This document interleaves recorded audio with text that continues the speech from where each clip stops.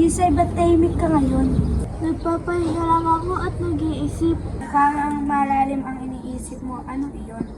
Wala naman. Tinitignan ko lang ang paligid. Maganda nga dito, tahimik, payapa at presko. Oo, dito ko naisip ang mga bagay na mas simple lamang. Simple pero minsan may laman na iniisip. Sandy, huwag kang magbiro. Sige na, sabihin mo na sa akin. Wala talaga. Kung ganun, bakit ka nakangiti? Dahil masaya kasama ka.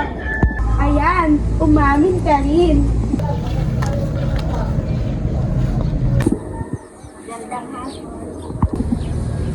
Magandang hapon, Trin.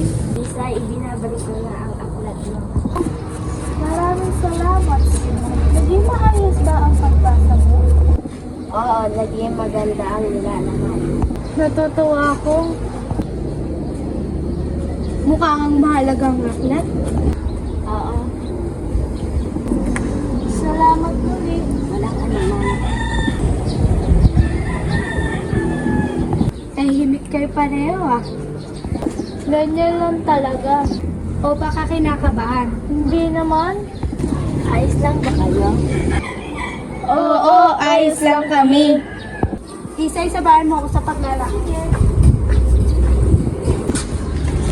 Sally, aminin mo, napansin mo na siya mula pa kanina. Siguro, pero hindi ko pa siya lubos kilala. Kaya may susunod pa. Oo, hintayin natin.